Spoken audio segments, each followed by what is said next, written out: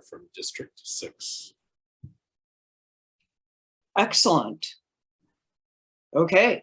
So today is, I showed you in the past a map of different pavement analysis for my district. There's been talk about pavement markings, center lines, fog lines, accommodation for,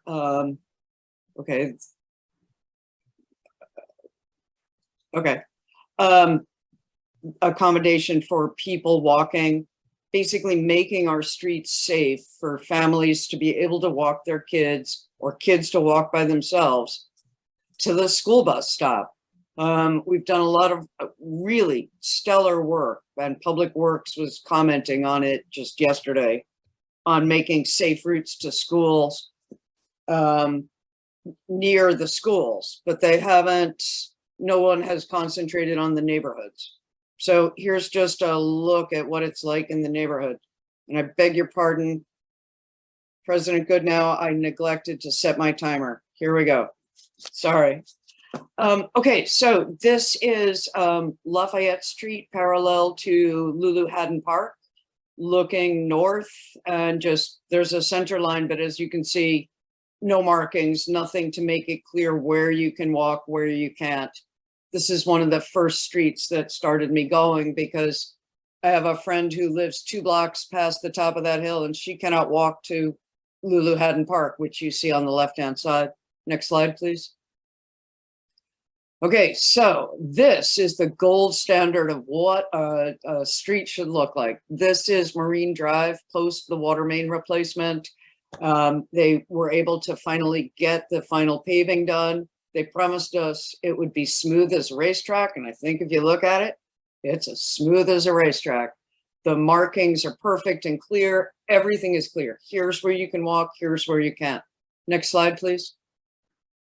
Even on the portions of Marine Drive that were not repaved, the markings just really make it clear. This is for cars, this is not. Next slide, please. This is just really because it's so beautiful. This is the Cedars. Here's an example of a street that's it's old, but it's in good condition. Nobody's speeding in the Cedars. It's a 1.5 blocks long. There's no markings on the side, but you know, you really don't need them here. Just to say, I don't feel every single street has to have this. Plus, you know, it's pretty. Next slide, please. Okay, this is Corbett Avenue looking north, and this street was restriped this year. You can see in the bottom right-hand corner how the new stripe is just slightly off the old stripe. It's pointing ahead to a stop sign. This photograph is taken from a school bus stop that a child at that corner cannot get to because of, despite the markings, the people just really speed down these streets. District 6 is not rich in community centers or businesses or entertainment venues, but what we do have a lot of is long streets that you can really get some speed going. Corbett Avenue is one of them. So this is a help, but it's not everything you need. Next slide, please. Okay, this is Wyckoff Avenue looking north from 17th Street, and look, a speed bump, and the markings are clear, and these are all new markings this year. Just to show you what this looks like, where it's like actually possible. Not only can you see clearly where you can walk, you even have like a little bit of asphalt to push a stroller on. Next slide, please. Okay, looking south on Wyckoff, the road's not perfect, but it's it's good enough. And the markings really are helpful. Next slide, please.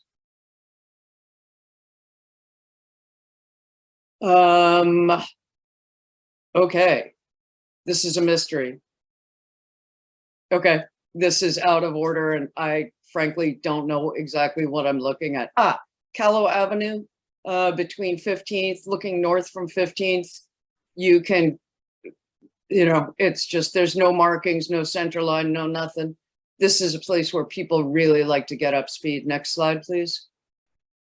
And this is a close-up in the midsection of the speed bump that is on Callow Avenue with the markings basically entirely vanished. So it's always a surprise. Next slide, please. Whew.